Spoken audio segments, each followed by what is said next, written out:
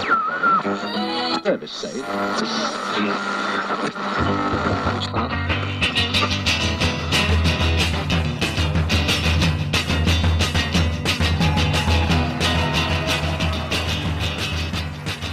Hello, Buzzkillers. It's the old professor here with your mini myth for the week.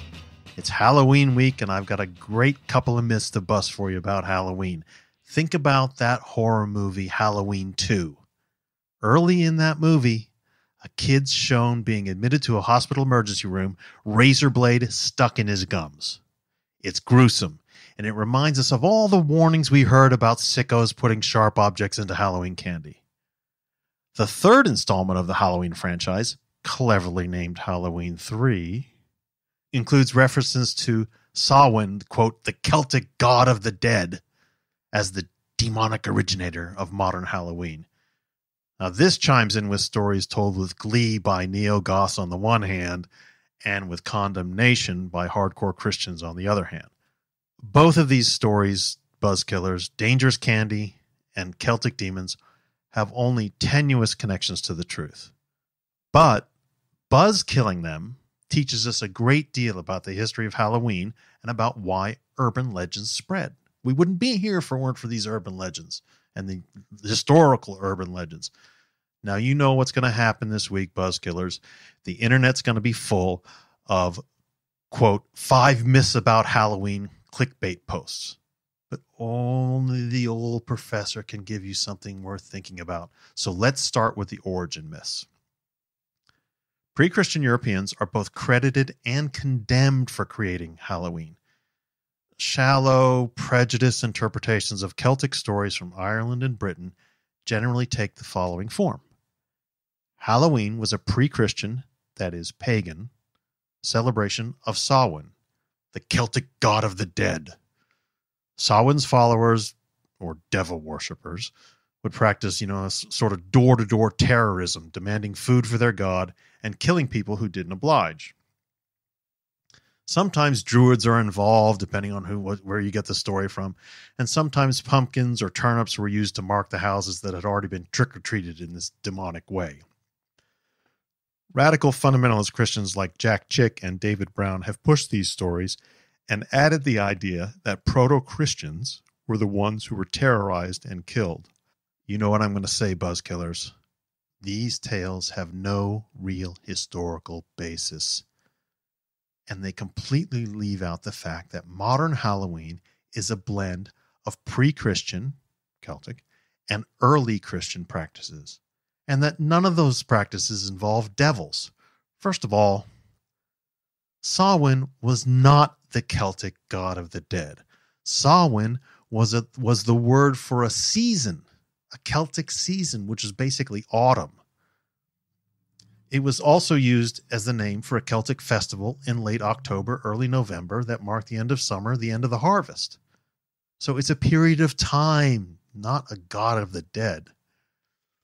It was a time also when fairies and spirits could come back into the human world, and the souls of the dead could come back and visit their homes. And food was left out for them. Food being left out, this was the start of that kind of tradition. Christianity arrived in Britain and Ireland in the 400s and 500s and started to take hold. People started to convert, and it started to influence these Samhain traditions. Now, how did this happen? By the early 700s, many churches in Ireland and in Britain started observing All Hallows Day on November 1st. Now, that was a celebration of the departed saints, the, quote, hallowed, right? Most scholars believe that Samhain traditions and practices were more or less seamlessly woven into the All Hallows Day observances. Now, this transition, this sort of blending of holidays, blending of practices, this took place over a number of decades. In fact, it took place over centuries. And the two holidays almost certainly merged together easily over time because people were converting to Christianity. Over the next 1,000 years, All Hallows Eve, that's the day before All Hallows Day, started to be celebrated. And it was celebrated in lots of different ways. These celebrations sometimes involved representing and praying for departed souls, especially those who were in purgatory waiting to get to heaven. Sometimes people dressed up in various guises representing these departed souls. They went from house to house. They asked for food for their journey from purgatory to heaven. But remember, these were representations of departed Christian souls, not representations of demons or devils from hell. So the idea that Halloween started as a demonic holiday, either as a pre-Christian Celtic demonic holiday or as an early Christian demonic holiday, that idea is just nuts. Now, of course, as the centuries rolled on, Halloween changed and developed like everything else does over time. Let's jump ahead to the Protestant Reformation. In the 1500s, many early Protestants stripped Halloween of what they saw as overly Catholic, overly popish doctrines, such as the idea of purgatory, right? Other Protestants created their own version of purgatory. Some of them called it Hades. Some of them called it the intermediate state. Some of them called it the bosom of Abraham. And they kept that sort of traditional Halloween practice of people going from door to door asking for food for the trip from purgatory to heaven. Only a tiny sliver of Protestant groups argued that the souls of Halloween were evil spirits, but there were so few of these folks that they were just more or less ignored. Just as Halloween had developed in all sorts of ways in the previous centuries, since the Reformation, Halloween customs were modified over those centuries, and they included new things like pranks and tricks and other stuff that went along with wearing of masks, right? Now, like all holidays, Halloween, since the 1700s, if you will, has had its ups and downs in popularity and went in and out of fashion over these centuries. But by the 20th century, it took its relatively secular form that we know today and became mostly a holiday for children. Now, Buzzkillers, cut to the late 20th century, and suddenly those very children were under threat during Halloween when they were trick-or-treating. Stories spread across the United States that psychopaths were sticking pins and razor blades into Halloween candy. Children were being maimed after biting into these booby-trapped treats. Hospitals offered to x-ray bags of Halloween candy. Parents cut up the treats looking for pins and razors. There were even stories of candy being poisoned, chemically poisoned. But again, you know what I'm going to say. Like all the myths we study at the Buzzkill Institute, these stories almost never have a basis in fact.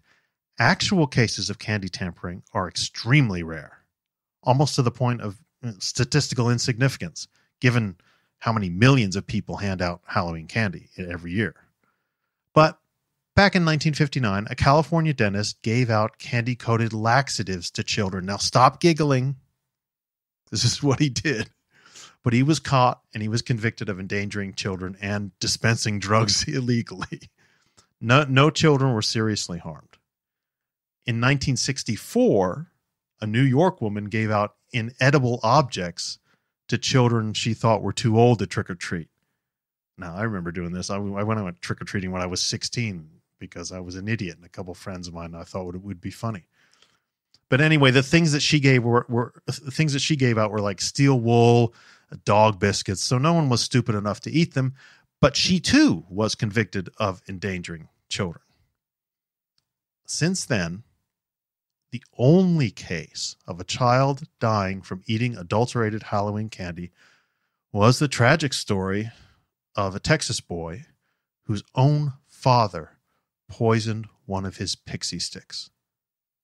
The father wanted to collect on the boy's life insurance, and so he poisoned his own son's candy.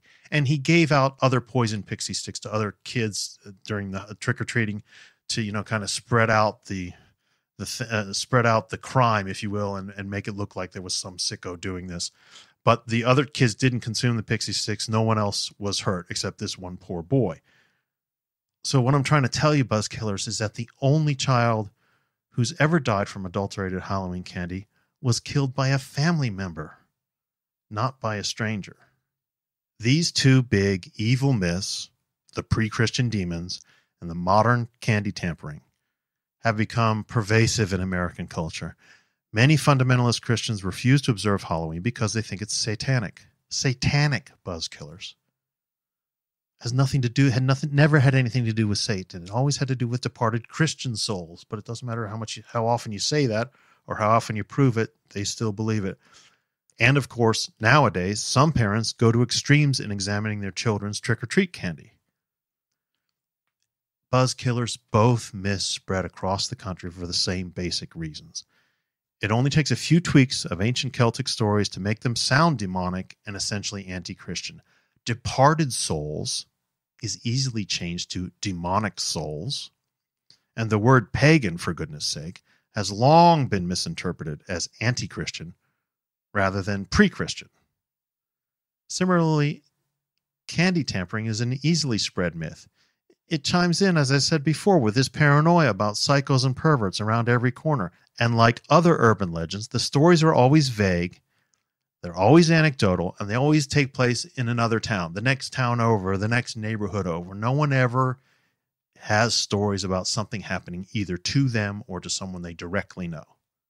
Like every other urban legend, the candy tampering story falls apart under serious investigation. So chill out, buzz killers. Enjoy Halloween, secure in the knowledge that you're not a demonic paganist threatening the foundations of Christianity, and that you can revert to your Snickers binging childhood razor blade free. Talk to you next week.